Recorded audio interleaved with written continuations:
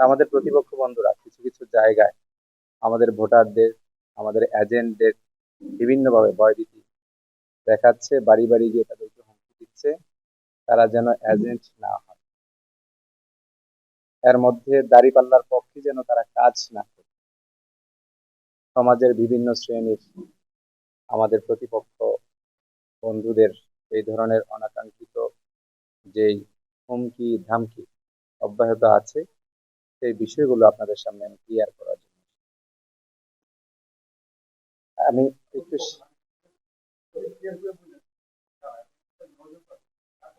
জি, আমি বলছি। এখানে আমাদের দাঁড়িপাল্লার পক্ষে যিনি আহ, কাজ করার জন্য আমাদের যেই ভোটাররা কর্মীরা মাঠে রয়েছে, আহ, এই কর্মীদেরকে বিভিন্ন জায়গায় আমাদের বিশেষ করে মাথালের প্রতিপক্ষরা, মাথাল মার্কার যিনি আছেন, ওনার দলের কর্মীরা ম্যাক্সিমাম জায়গায় আমাদের বাধা দিয়েছে এবং এজেন্টদের আজকেও বুরবুরিয়া গ্রামে আমাদের এজেন্টদের বাড়িতে গিয়ে হুমকি দিয়ে আসছে, যদি তারা ভোট কেন্দ্রে এজেন্ট হিসেবে যায় তাদেরকে বাড়ি থেকে ছাড়া করে।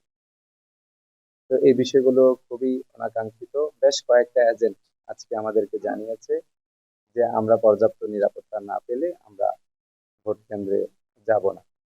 আমাদের মরিচাকান্দি কেন্দ্রে সেম অবস্থা হয়েছে, আমাদের সৈফুল্লাহ কান্দি কেন্দ্রে হয়েছে, পাড়াতলি কেন্দ্রে হয়েছে। বিশেষ করে আমাদের কলাকান্দি কেন্দ্রের এজেন্ট, নিচকান্দি কেন্দ্রের এজেন্ট বাড়িতে গিয়ে হুমকি দিয়ে এসছে। তো এই হুমকিগুলো আমাদের মাতালের প্রতিপক্ষ ভাইয়েরাই করেছে, তাদের নেতৃত্ব স্থানীয় লোকেরা গিয়ে লোক কোথাও কোথাও তারা সরাসরি করেছে, কোথাও কোথাও তাদের লোক মারফতে করেছে। তো আমাদের এজেন্টরা এই ব্যাপারে ওরা ভয়ে আছে যে তারা সুষ্ঠুভাবে কেন্দ্রে গিয়ে এজেন্টের দায়িত্ব পালন করতে পারবে। আমি এটার একটা ভিডিও ক্লিপ আপনাদের সামনে আমি দেখাতে চাই। এই যে দেখতে পাচ্ছেন, আপনারা একটু খেয়াল করে দেখেন।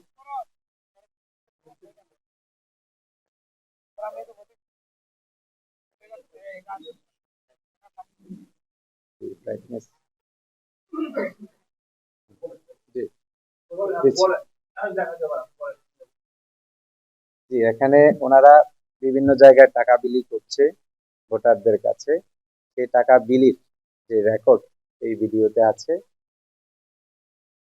ভোটারদেরকে ওনারা টাকা দিয়ে প্রলোভন দেখিয়ে ওদেরকে বলছে যে ভোট কেন্দ্রে জামাত তোদেরকে কয় টাকা দেয়, আমরা তোদেরকে টাকা দিব, ওদের পক্ষে তোরা কাজ করার প্রয়োজন নেই।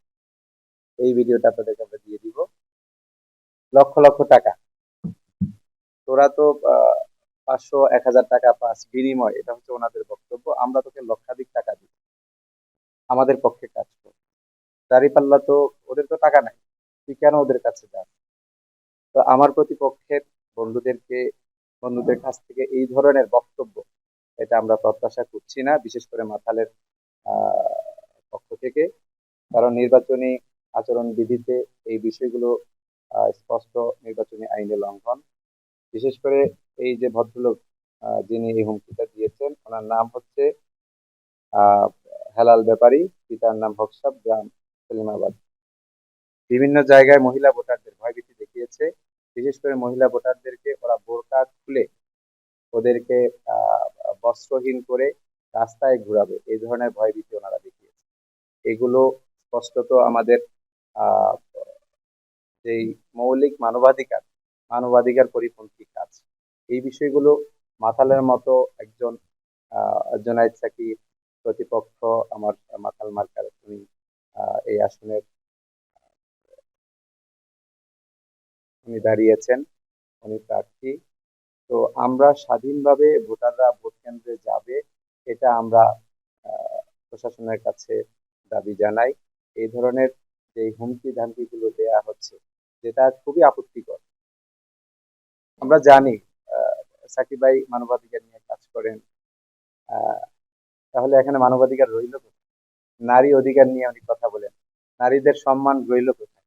বোরকা খুলে ওনাদেরকে বস্ত্রহীন করবে, এটা তো মানে জাহিলিয়াতের একটা আলামত। আমরা প্রশাসনের কাছে যে অভিযোগগুলো দিয়েছি সেই অভিযোগগুলো স্পষ্টত এখনো আমরা কোনো দৃশ্যমান রেজাল্ট আমরা পাইনি। তো দৃশ্যমান রেজাল্ট যদি আমরা পেতাম তাহলে আমরা ধরে নিতাম যে লেভেল প্লেইং ফিল্ড নিশ্চিত হয়েছে। যেহেতু দৃশ্যমান রেজাল্ট আমরা এখন পর্যন্ত পাইনি, আশঙ্কা তো